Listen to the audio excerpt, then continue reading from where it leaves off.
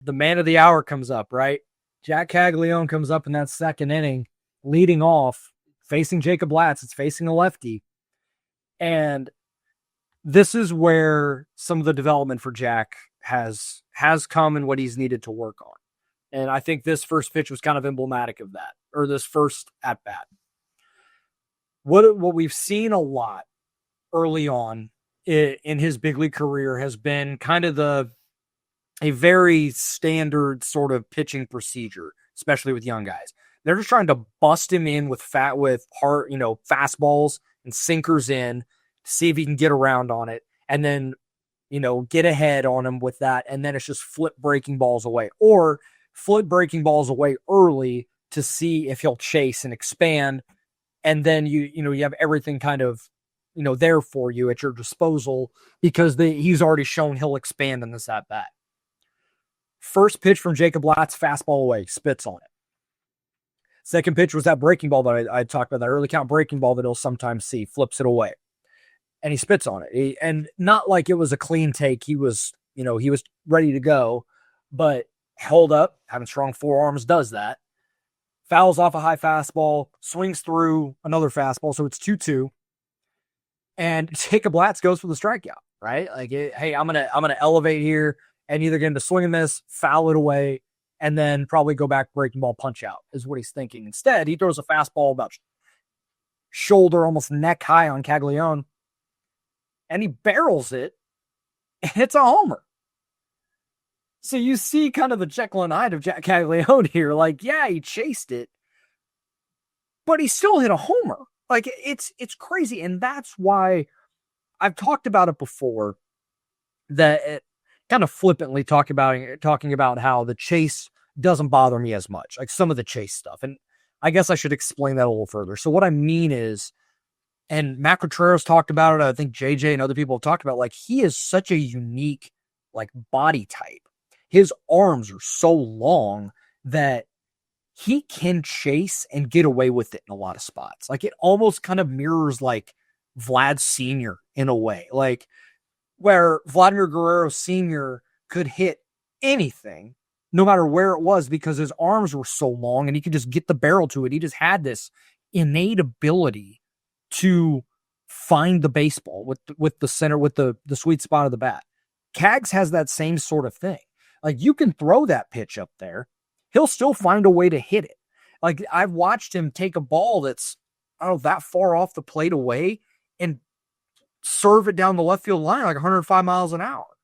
I've seen him take a ball that's a ball and a half low, and we saw it in that White Sox game where he went 4 for 4. Like, there was a ball that was pretty low in there, and he has a 110 up the middle. Like, there's just this incredible bat to ball ability, no matter where it is, that this guy has. And it was just kind of a matter of time until we see something crazy like that. The ball was 4 feet above the ground. I mean, it was the second highest, like, ball that's been hit for a home run this year, highest in Royals history, according to Sarah Langs. Now, do I want Jac Caglianone to swing at those pitches all the time? No. But there's two things here. One, obviously, you got the barrel to it, it's a home run. So, like, the result is what it is. But secondly, it was a confident swing. He got his ace swing off, which we haven't seen a ton from him.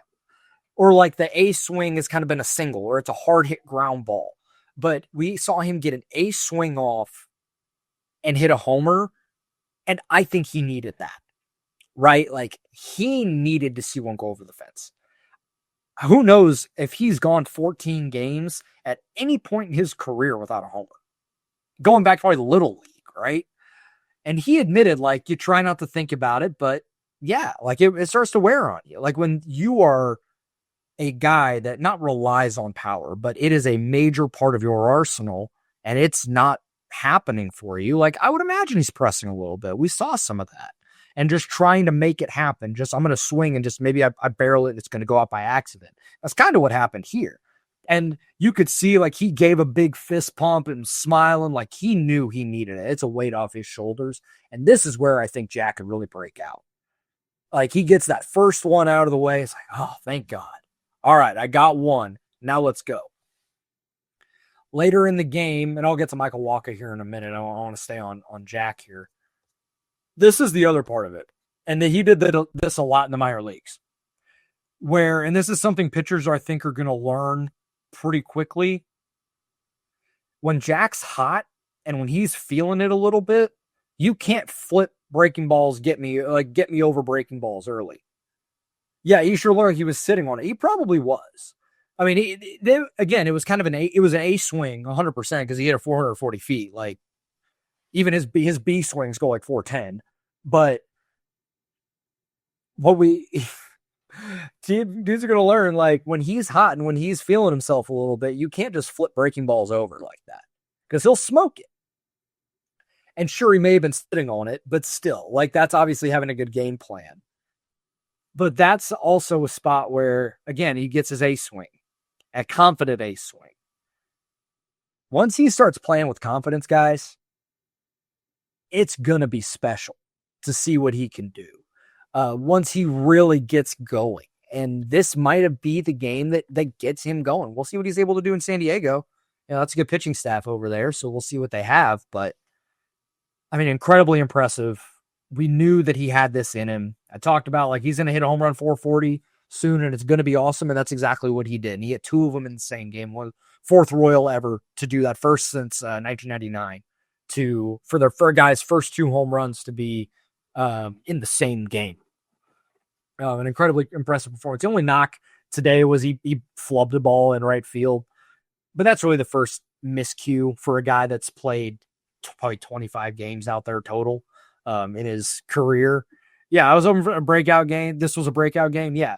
And I do think the other thing that's important to recognize as well is he got the off day on Wednesday. He needed that, I think. You could tell he was searching, he was pressing, he was swinging a lot, just trying to make something happen and forcing the issue rather than letting the game come to him. Today, he kind of let the game come to him a little bit. And that's where you see the 2 home runs come from. And that's the mentality shift that he's going to have to continue to recognize. But I don't think he's too far off. Like, that you see the power play, the hard hit balls are going to continue to be there. The strikeout rate's still in a decent enough place. Just continue to work counts, let pitchers come to you, and then also realize there are a lot of times where pitchers are going to be afraid of you. And just take your walk, take your base. So only walked 1 time in 55, 60 plate appearances at this point.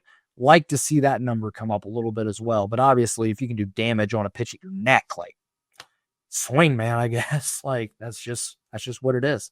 Pretty unbelievable performance from Jac today.